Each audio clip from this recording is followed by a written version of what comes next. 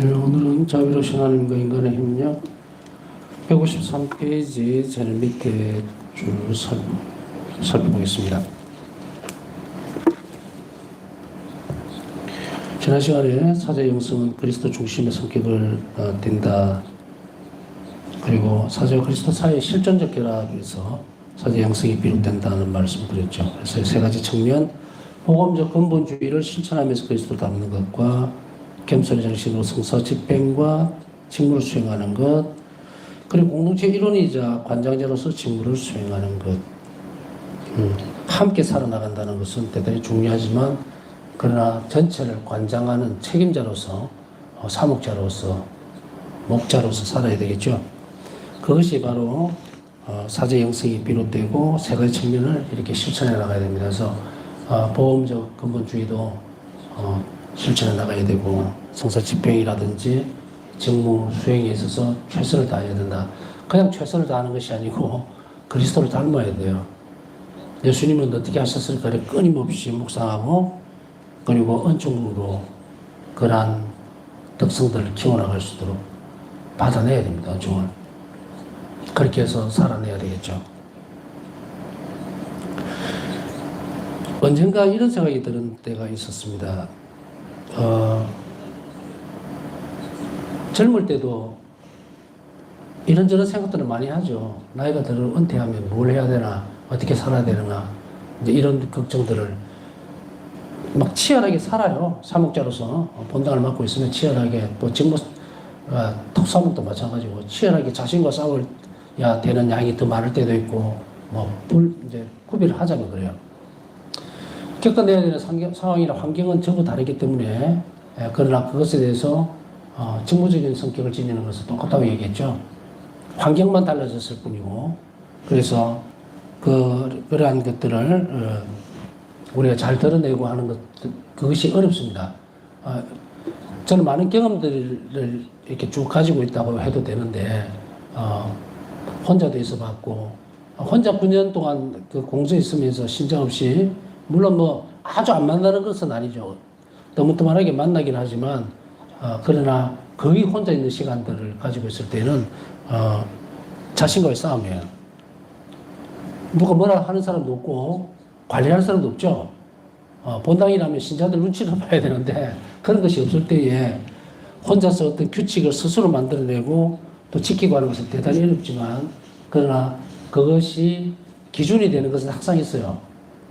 어느 쪽에 가 있든 간에 그 기준은 바로 예수 그리스도이시기 때문에 내가 어떤 상황에 놓여 있든 신자를 만나든 혼자 있든 상관없이 예수님이시라면 이 시간을 어떻게 할 것인가에 대해서 끊임없이 찾아내고 발전시켜 나가고 이렇게 하면 사실은 그 빈틈이 생길 시간은 별로 없어요. 우리가 이런 말을 그냥 지나가는 말로 들을 때가 있는데 오늘 같은 경우도 그렇고 얼마 전에도 그렇고 참 마음이 아프더라고요. 요즘 어떻게 지내십니까? 이러면은 그냥 살죠. 그냥 술 마시고 살아요. 그냥 가만히 있어요. 이렇게 할 때 되게 마음이 이상하게 이러면 안 되는데 이런 생각이 들더라고요. 그전에는 그런 생각이 별로 없었어요. 좀 안타깝다 이런 생각이 드는데 왜 그럴까에 대한 생각들을 자꾸 요즘 하게 돼요. 왜냐면은 어떻게 하면은 신자들이 단순하게 예를 들어서 아주 기초적인 기도 생활을 어떻게 시킬 수 있을까 제일 큰 고민거리고 또 그 다음 과정에 있어서는 예수님 어떻게 이렇게 만나게 해줄까, 사귀게 해줄까 그런 것들 굉장히 생각하고 또 방법을 찾아내려고 애를 쓰는 그런 시간들인 것 같아요. 우리가 어떤 관계를 맺는다라고 했을 때는 특별한 모습들이 고의적으로 바뀌어야 되는 것이 사실이거든요. 활동도 많아져야 되고 또 거기에 대해서 일도 더 많아지게 되겠죠.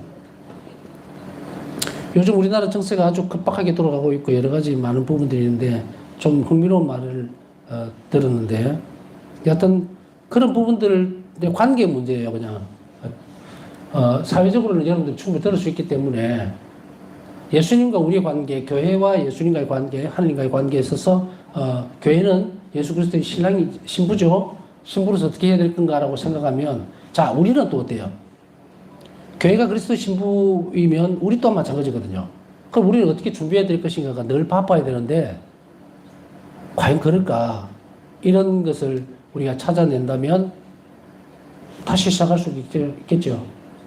그래서 이제 이 말을 이렇게 저렇게 찔러보는 이유는 뭐냐면, 자신의 삶이 지금 단조롭고, 그리고 너무 할 일 없이 멍하니 있는 그런 시간이라면 바꾸시라는 이야기예요. 지금 그렇게 할 시간 없어요. 예수님을 위해서 한 번이라도 생각하는 부분들은 존재시키는 거예요. 예수님 정말 너무 좋으신 분이에요. 예수님 너무 인간을 사랑하셨습니다. 생각하는 순간에 존재를 하는 거예요. 우리가 예수님과 하나님에 대한 부분들, 복음에 대한 부분들, 복음에서 예수님이 얼마나 자비로우셨다는 걸 생각해내면 하나님 존재하시는 거예요.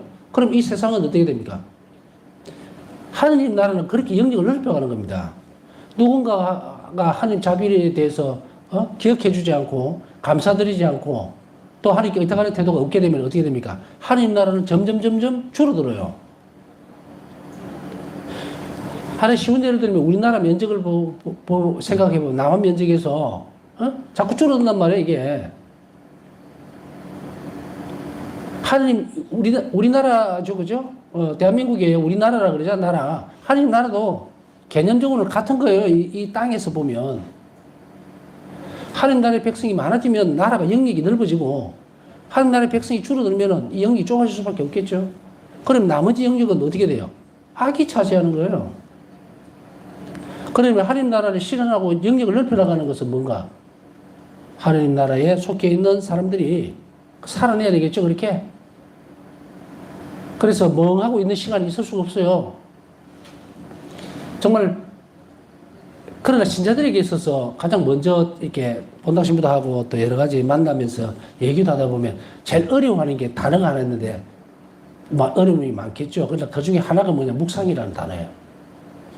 지금 묵상할 줄 모르는데요. 반법을 모르는데요. 반법을 모르는데요. 그때는 묵상 이런 거 저런 거 막 이런 단계들을 다 설명해 주기보다 제일 쉽게 그냥 첫 번째 가르쳐 주는 거 뭐냐면, 너 사랑하는 사람이지 계속 생각하지. 그럼요. 시도 때도 없이 보고 싶기도 하고 뭐 하기. 그게 묵상 첫 번째 단계야. 사랑하는 대상에 대해서 떠올리는 거. 그리고 그분과 지냈던 부분들이 있다면, 또 사랑하는 대상과 함께 있었던 시간들이 있다면 그 시간을 다시 되새기는 것. 그리고 행복해지는 것. 이런 거거든요. 그것이 그렇게 본다면 묵상을 못한다는 말은 순 거짓말인 거예요. 하나님께 관심을 두기 싫다는 거예요, 그냥. 그러면 어떻게 됩니까? 묵상 못하면 생명선 끝이에요. 끊어진다고. 묵상을 통해서 은총이 흘러들어오고 하나님 신비가 흘러들어오는데 그걸 딱 끊어버리면, 물론 기도도 같이 병행되겠지만 일단 묵상 해보자 말이에요. 정말로 정신줄을 놓지 않은 사람에 대해서는 모든 사람 다 묵상할 수 있다. 하나님 대해서 왜 생각을 못해? 오늘날 같이 본당에 가면 강론도 잘해주지, 교리서도 많지, 얼마나 많은데 그 생각을 못해? 관심이 없다는 얘기예요. 그 말은 하나님 나하고 관심이 없으니까, 아까 앞에 설명했죠. 신부와 신랑은 서로가 사랑하기 때문에 내가 줄 것을 찾는 거예요. 여기까지 하면은 자신의 상태가 어떤지 알겠죠. 그냥 아무 생각 없이 있다는 말은 포기했다는 얘기예요. 그렇다고 하더라도 욕심이 없느냐, 천국에 안 가고 싶었냐라고 얘기하면 그것도 간다 그래요. 가는 길을 가르치면 안 가고. 그래 참 묘한 일이지만, 여하튼 그런 것을 탓하거나 아니면은 무엇을 끄집어내기보다는 시작하도록 만들어주는 게 지금 중요하니까. 가끔씩 제가 이렇게 던져놓습니다. 그건 여러분들이 생각을 하시라는 이야기예요. 왜냐하면 생각 없이 또 자신이 이렇게 들여다보는 것 없이 그냥 살아가면 흉내내는 거예요. 신앙생활이 아니고. 내가 스스로 자발적으로 온 마음을 다해서 움직일 때, 그때에 참으로 가치 있는 상황이 되거든. 아무리 작은 것이라더라도. 그래서 한 번씩 강의를 지나가면서 이렇게 찔러 놓습니다. 그러면 여러분 그 자리에 서서 내 상태는 어디쯤 와 있을까 하고 생각해 보라는 거예요. 그래서 내가 이것밖에 안 되나? 나 이 생각 미처 안 했네 하면 바꾸면 된다는 거예요. 그래서 한정없이 계속 할 수는 없어요. 끝도 없는 길을 정말 마지막까지 가야 되는데, 여러분들 숲길을 한번 걸어본 적 있습니까? 옛날에 25주년 때 북유럽을 갔는데 발트 상공을 지나갈 때 버스를 타고 가는 거예요. 그 자작나무로 그러는 그 하여간에 그 나무가 너무도 높은 나무들이 계속 길가에 있으니까 도대체가 어디까지 왔는지를 모르겠는 거예요. 무슨 말씀인지 알겠죠? 똑같은 풍경이에요. 똑같은 풍경. 이걸 9시간을 가는데, 정말 내리고 싶더라고요. 어디가 어딘지를 좀 알아야 갈 건데, 똑같은 길. 마지막 갈 수 있는 길은 어디냐면, 마지막 지점 그것만 끝에 가니까 드러나는 거예요. 그러면 어떻게 합니까? 여행이 됩니까, 그게? 여행이라는 것은 풍경도 바뀌고, 생각도 바뀌고, 이렇게 가야 되는데, 그냥 계속 자다가 지쳐가지고 일어나다가 또 그거가 거기고, 그거가 그거고, 그런 경험을, 한번 했었는데, 우리 신앙생활 이렇게 되면 안 돼요. 똑같은 그 자전거 길을 가듯이, 그냥 밑도 끝도 없이 자신의 상태도 모르면서 이 상태가 어떤 겁니까? 그냥 아무 생각 없이 사는 거예요. 이래 되면은 너무도 귀한 시간들을 흘려보냅니다. 그래서 거기서 저는 잠깐 멈춰서서 자신의 상태를 점검하고 하니까 깊이 있게 살아내는 방법들을 지금 가르쳐 주는 거니까 그렇게 하셔야 합니다. 그래서 예수님이시라면 이 시간을 어떻게 하실 건가? 또 성인들이라면 어떻게 이 시간을 하나님께 내어놓으시고 또 어떤 기도를 했는가? 관심을 기울이기 시작해야 합니다.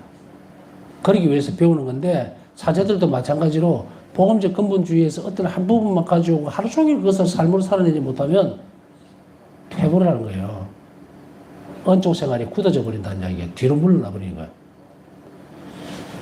자비신심에서 제일 어떤 중요한 어떤 단어가 하나 있다면 반복입니다. 영성 생활의 반복이에요. 계속 실천해 나가고 계속 반복해내는 거지 그것이 어느 정도 갔으니까 뭔가 정도에 이르렀으니까 나는 다 됐다 이런 부분은 절대로 없습니다. 그래서 자꾸 연습을 하고 또 자신이 누군가 신혼의식을 가지라는 이야기예요. 저도 마찬가지입니다. 어떤 때는 혼자 있으면서도 신자들이 없으니까 제가 공동체의 일원이면서도 그저 큰 공동체를 보죠. 교회에.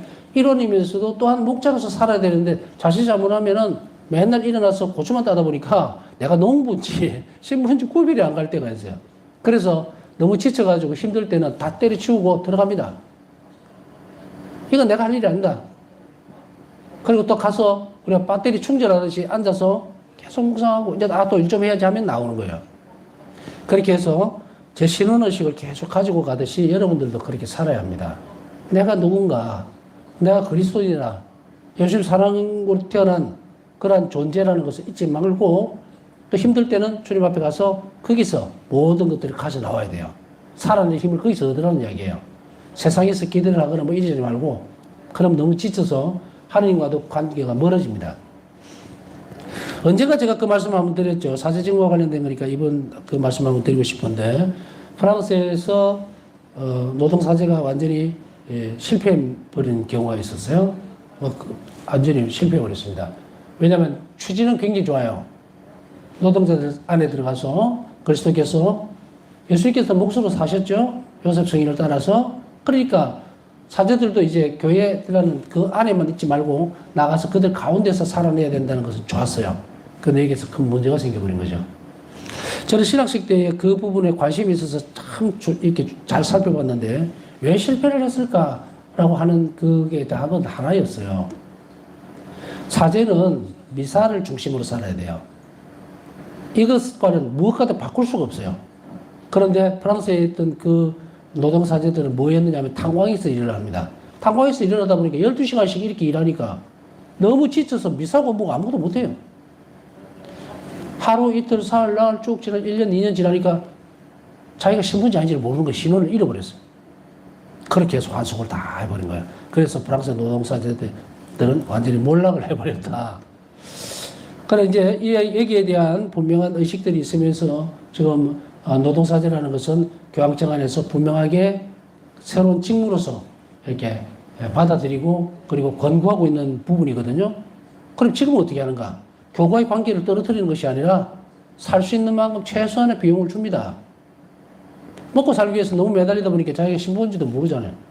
그렇게 해서 이제 다시금 현대세계에는 노동사제의 새로운 모습들로 자신의 정체성을 가지고서 살아나갑니다. 자, 이 말씀 왜 드린지 아시겠죠? 여러분들도 각자 일터든 또 직장이든 여러 군데에서 여러분들 너무 쇄진을 해서 내가 그리스도인으로서 살아갈 수 있는 최소한의 기도 생활이나 미사참 이걸 못하게 되면 재고를 해야 됩니다. 잘못된 거예요. 완전히 바꿔야 됩니다. 내가 먹고 살만할 때 신앙생활 하는 게 아니에요. 예수님께서는 우리가 정말 당신을 섬기고 사랑하고 이웃에게 자비로운 사람으로 살아가기 위해서 더 많은 것이 필요하다면 예수님이 주실 수 있어요. 사고를 전환시키라는 게 아니고 그리스도의 원래 자신의 모습으로 돌아가면 그 다음에 직장생활이든 일이든 드러난다는 이야기예요. 수도 성수도 마찬가지고 사제 성수도 마찬가지겠죠. 결혼 성수도 마찬가지일 거고 그 모든 일 직장생활도 마찬가지예요. 그래서 드린 말이거든요. 내가 직장이 안정되면 성당을 가겠다? 이거 어디서 나온 거예요? 내가 예수님께 충실히 성실하게 그리스도인들을 더 잘 살아내기 위해서 나에게 필요한 것들이 있는 것이 뭡니까? 직장이잖아요. 그럼 뭘 먼저 선택해야 되겠어요? 하나님을 먼저 선택해야 됩니다. 점지는 성수를 얘기하는 게 아니에요. 내적 결단을 이야기하는 거예요. 각각의 그리스도인으로서 내가 하나님을 먼저 사랑하고 그분이 시키는 일, 그분과 함께 있고 싶어하는 것이 첫째 자리에 놓여지게 되면 그 다음에 직장이든 뭐든 그 다음에 따라오는 순서란 이야기예요. 이것을 예수님께서 다 마련해 줄 수 있어요. 이거 못 해준다? 말도 안 되는 소리예요. 우리가 믿는 분 하나님이에요. 창조주예요. 못 해줄 게 뭐가 있는데. 뭐가 아쉬워서 우리가 직장생활 다 하고 시간이 없어서 나 주일은 좀 쉬어야 되겠습니다. 나 성당에 갈 시간이 없어요. 도대체 뭐가 어떻게 된 거야 이게. 여러분들 가운데는 그런 사람이 단 한 명도 없으리라고 저는 생각을 합니다. 그러나 어려움이 있다면 이 부분들을 잘 살펴서 내 신앙생활을 제대로 세우고 하나님께 더 많이 의탁하면 이 부분이 따라온다는 거예요. 순서를 뒤집지 마라. 전에도 항상 말씀드렸잖아요. 우리가 마트에 가가지고 뭐 커피 한 통 사면 옆에 붙어 있는 텀블러 붙어 잘 있더라고요. 여름에는 거기 탐이 나서 이걸 사는 사람도 있고 아니면 텀블러만 좋아가지고 달라붙는 사람이 있을 거고 따라오는 것과 주와 부를 잘 구별해라. 우리가 먹고 살고 생을 우리 육체를 유지시켜 나가는 건요 하나님이 주셔요. 그냥. 그러나 조건이 하나 있다. 뭐냐? 너 나를 따라오느라요. 자, 이 기준에서 우리가 약간 어긋난 것이 있다면 제자리로 밀어넣으면 우리가 현재 겪고 있는 많은 어려움들이 분명히 해결이 돼요. 그 기준이 삐뚤어져 있으면 해결해 줄 수가 없어요. 설사 하느님 없이 그 일이 되어졌다 하더라도 그것은 우리 영원한 생명하고는 아무 상관이 없는 일이 돼요. 그러니 지금부터라도 하느님을 믿는다라고 하는 것은 하나님께 내 자신을 내어맡기는 거예요. 내 육체뿐 아니고 모든 걸 내어 맡겼는데 내가 맡겼으면 그분이 시켜드려야지. 그게 조건이에요. 그래서 이제 전에 말씀드렸듯이 자비신심의 어떤 핵심적인 부분은 한마디로 딱 잘라서 얘기할 수는 없지만 내가 볼 때 가장 중요한 그 예수님과 나와의 관계의 문제에서 보면 예수님은 당시 생명을 나를 위해서 줬으니까 내놓았으니까 너도 내가 다 달라는 거예요. 다 전부 다 몽땅 다. 네 삶이든 육체든 생각이든 모든 행동이든 다 내 거다. 내 거다. 그래야 너 나와 같이 천국에 갈 수 있다. 이거예요.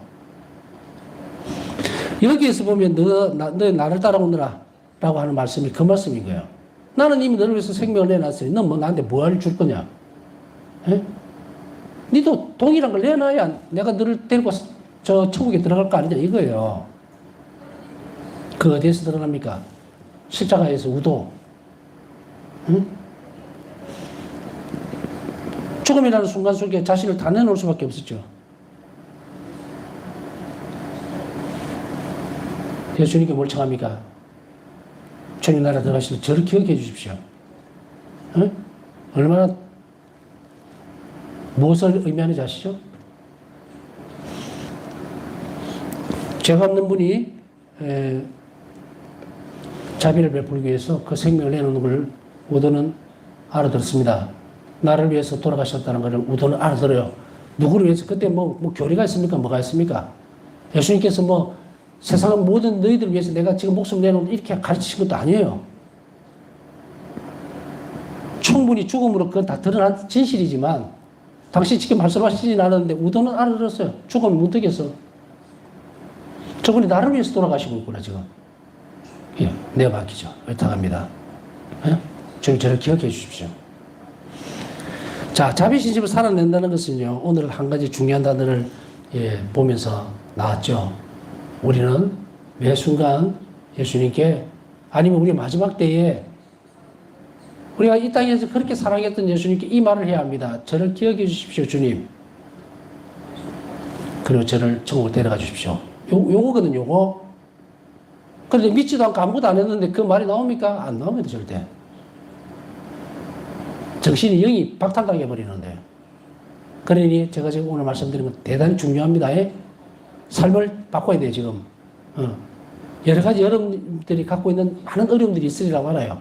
그거를 쫙 일목요연하게 너는 이러니까 이래야 되고 필요 없습니다. 딱 한 가지로 가면 돼요. 이게 기준점입니다. 다 주면 다 줍니다. 예수님은 반만 받고 반 주고 하는 법이 없어요. 그러니 우리의 신앙생활이든 아니면은 우리 직장생활이든 아니면 뭐 많은 문제들이 있죠. 전부 다 맡겨라. 그리고 지금부터 저는 주님 시키는 대로 살랍니다 하고 딱 들었으면 그때부터 사는 삶은 완전히 바뀝니다. 밀고 당기고 하지 마세요.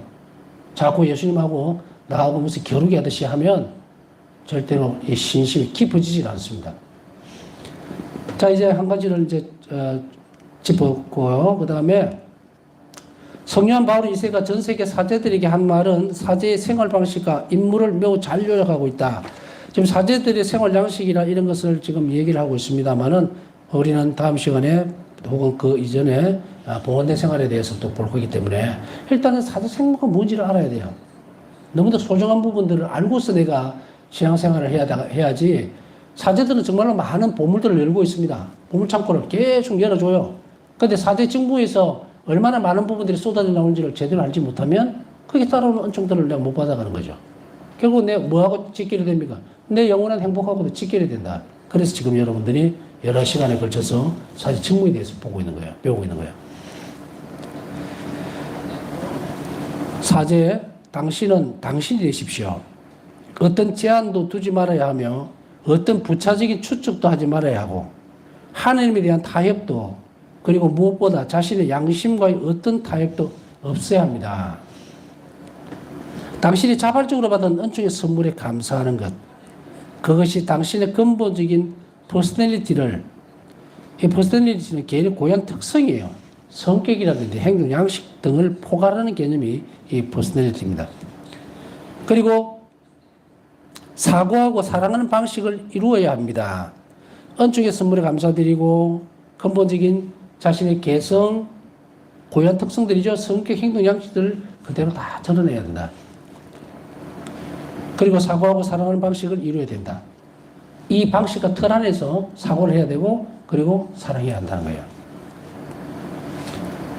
위에 보면은 어떤 제한도 두지 말아야 됩니다. 이 말은 살펴보면 자비로운 일들에 어떤 제약이나 어떤 타협도 없어야 합니다. 자신과의 투쟁이에요. 자신의 양심과의 어떤 투쟁도 그리고 어떤 타협도 없어야 한다. 자신의 양심이 틀이라는 것이 난 내 양심에 비추어서 이걸 한다가 아니고 예수 그리스도께 비추었을 때 그분의 정신 아래서 내가 뭘 할 건가 그걸 봐야 한다. 나는 양심적으로 살았는데 라고 했을 때 제 양심하고 여러분들 양심하고 다릅니다. 양심은 형성이 되는 거예요. 도덕적인 방식이라든지 방향이라든지 여러 가지에 따라서 바뀔 수 있어요. 선천적으로 하나님께서 주셨던 양심이 있고 그 양심은 도덕적이든 또 혹은 여러 가지 방식에 따라서 변형이 됩니다. 부패해질 수 있다는 이야기야. 이 말은 뭐냐? 요즘 시끌시끌하잖아요. 베트남, 캄보디아에. 걔들 범죄자들 양심이 똑같은 것 같습니까? 그들 양심 없어요. 그러나 정말 양심이 없을까? 자연적 양심을 갖고 있습니다. 왜냐하면 하나님의 피조물이기 때문에. 그러나 그 피조물이 종교적인 영향이든 신앙적인 영역에서든 점점 자라고 하나님을 닮아서 바뀌어야 되는데 그렇지 못하다는 이야기예요. 그렇기 때문에 여기서 가장 근간이 되는 것은 자신의 양심이라는 것을 하면 자기 중심적이 되기 때문에 그것마저도 버려야 된다. 오직 그리스도께서 원하시는 것, 그거로 따라가야 된다. 그 말입니다. 그래서 어떻게 보면 난 양심대로 사제적 양심은 그리스도의 양심이에요. 예수님 마음입니다. 그러니까 그것에 어긋나면 나는 뭐 사제적 양심을 걸고 이렇게 하면 안 돼요. 그죠?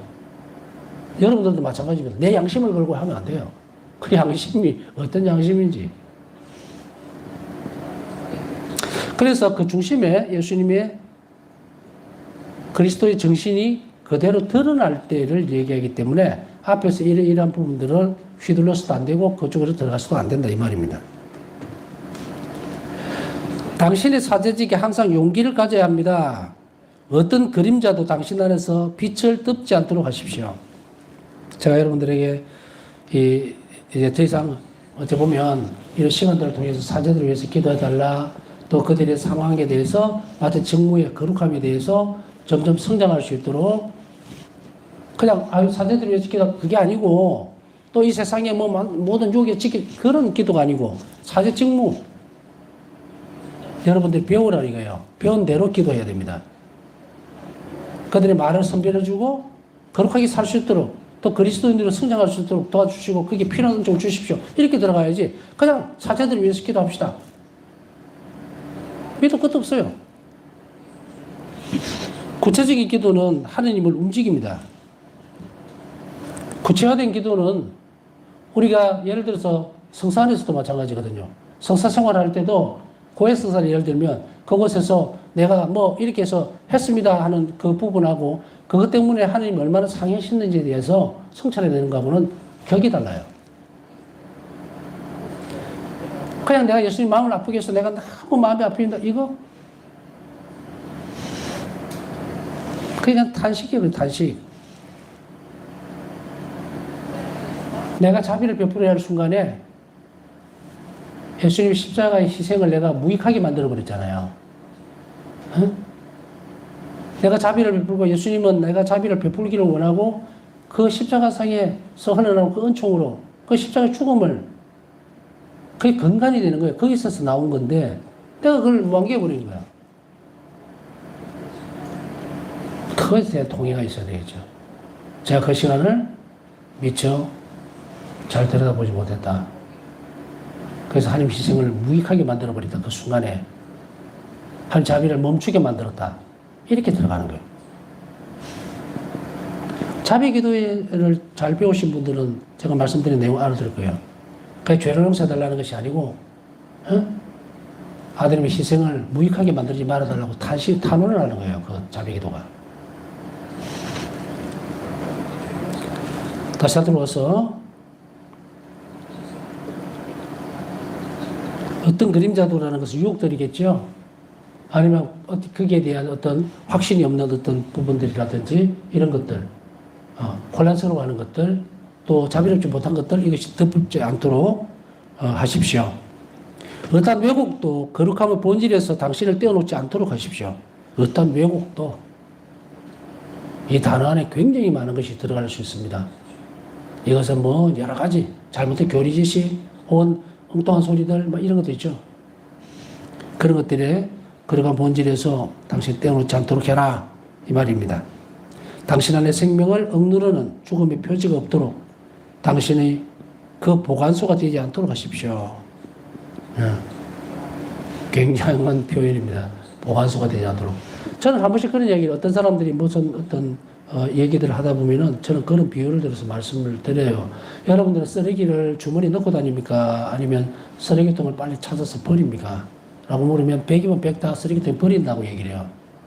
그런데 자신이 겪었던 어떤 상황에 불쾌한 그 상황 혹은 어떤 억울하게 어떤 모함을 당했던 어떤 시간들도 있겠죠. 그런 것도 있고 막 여러 가지 인간의 일이라는 건 많잖아요.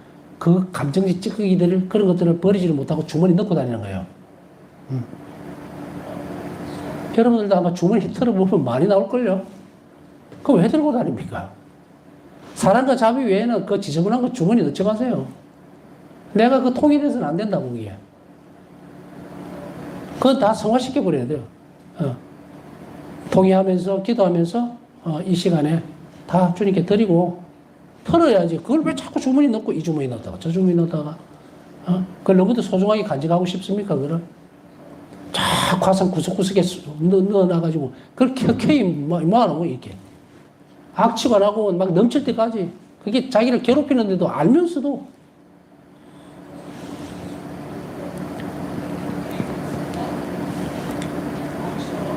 이거 분명히 알아들으셔야 돼요. 버려야 됩니다. 이거 버리는 것은 내가 버렸다 이렇게 된 거 아니에요. 간절히 원해야 되죠. 주님 앞에서 은총으로 내보내야 돼요. 자, 이 연습만 여러분들이 잘하셔도 일상적인 삶에 있어서 고통받는 일은 많이 줄어듭니다. 오늘날 사람들이 너무도 많은 어려움을 겪고 있죠. 인간관계에서 왕따에다 뭐 이상한 단어들을 다 쓸 수 있을 만큼 인간관계가 다 파괴가 돼서 직장 내에서 괴롭힘을 받아서 직장 생활을 잘 못하거나 아니면 직장 생활에서 어려움이 있다든지 여러 가지 것들. 그러나 트레이닝을 계속 해나가야 되거든요. 파이팅 넘치게 싸우라고 얘기하잖아요. 오늘 하루 그냥 신나게 싸워보는 거예요, 악과. 저 터질 때도 있고, 엎질 때도 있고, 서러워서 펄펄 울 때도 있고. 절대 비켜가지 마라. 응? 비켜가면 어둠은 끝까지 따라다녀. 다른 한편으로 보면, 뭐, 이거는 다 똑같은 경우의 수는 아니지만, 어떤 어려움이 한 영혼에게 많이 올 때는 그 시련을 통해서 많은 걸 주시고자 하는 거예요. 전에 말씀드렸듯이 우리 일상적인 삶에서 하나님 허락 없이는 어떤 일도 안 일어납니다. 내 눈앞에 그 일이 만약 일어났다면 하나님이 내 선익을 위해서 주신 거예요. 항상 그쪽에서 사고하고 그쪽에서 묵상하고 하나님의 자비 안으로 끌어와야 돼요. 제가 오늘은 이런 생각을 해봤는데요. 아까 우리 자매님하고 얘기하다가 그 얘기를 했었는데, 저는 그게 참 놀라운 체험이었는데, 어떤 체험이 있느냐면, 그 내용을 이렇다 저렇다 하고 막, 잘해서 막 끄집어내는 것은 아니고, 무엇인지도 지금 물음표로는 남겨놔요. 내가 혼자만의 비밀이니까 남겨놓는데, 뭐냐면, 병원에 오늘 진료를 할 일이 있어서 가서, 이제, 초음파 검사를 할 일이 있어서 아침에 갔어요.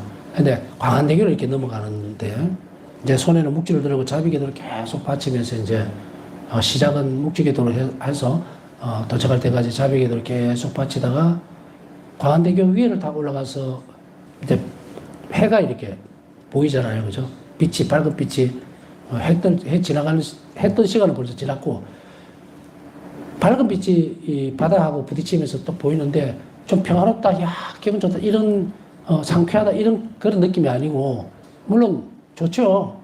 그런데 잠이 더 오더라고. 그래서 이거 언제까지 병원을 이렇게 다녀야 되나 이런 생각을 하다가 문득 팍 드는 생각이 뭐냐면 갑자기 이 안에서 참 행복하다는 생각이 들고 감사하다는 생각이 이렇게 마음이 올라오는 거예요. 왜 이러지 이러는데 보니까 그때가 8시 반쯤 됐거든요. 8시 반, 9시쯤 됐네. 이 시간에 내가 자비기도를 바치면서 문득 드는 생각이 이 시간에 내 기도를 필요로 하셨나? 이 생각이 드는 거예요. 이 시간에. 그런데 여하튼 이거는 좀 더 묵상해보고 결론이 나오면 말씀드리겠지만 여하튼 묘한 것이 내가 이 시간에 굳이 이런 일이 아니면 내가 기도를 지금 이 시간에 하고 있을까? 근데 그 시간에 하고 있더라고. 내가 병원에 가니까 어쩔 수 없이 깨서 기도를 하는 거예요. 그러면서 이것이 맞을 수도 있겠다. 맞을 것이야. 근데 어떤 의미인지는 모르겠어요. 내 기도가 하나님이, 예수님이 원하시는구나. 이 시간에. 무슨 내용인지는 전혀 몰라요. 근데 원하신다는 건 좀 알겠더라고. 그러면서 다른 한편으로 감사하다는 마음이 이렇게 올라오더라고요. 이렇게 기도를 하게 해주셔서 감사하다. 그렇게 하면서 이제 가니까, 병원을 번거롭게 또 가야 되나 하는 그런 생각도 많이 없어져 버리더라고요. 없어지면서 감사하는 생각을 가지면서 갔다 왔어요. 갔다 왔는데 다음에 이것에 대해 좀 더 묵상하다가 좋은 어떤 게 오면 그때 또 말씀드리고 하여튼 여러분들도 일상생활 속에서 문득 부딪힐 수 있는 이런 것들을 여러분들이 겉으로 보지 말고 영혼 안에서 올라오는 이런 작은 기쁨들이 하나님 주신 선물이면은 틀림이 없어요. 근데 왜 그 시간에 내가 그걸 해야 되는지에 대해서 뚜렷하게 이렇게 들여다보면서 그렇게 크게 숙고를 안 해도 좀 시간이 지나면 알게 돼요. 여러분들 삶도 바로 그냥 주어져 있는 딱 그 틀만 보지 말고 그 틀 안에 숨겨져 있는 혹은 나에게 준 하루의 시간들 안에서 열심히 마련해 놓은 그런 선물들을 여러분들이 잘 발견을 해서 하나님의 기쁨을 자꾸 키워나가도록 그렇게 노력하시면 좋겠습니다. 오늘도 한자비를 청하신 분들이 많습니다. 함께 기도 중에 그들이 한자비를 입을 수 있도록 기억해 주시기 바랍니다.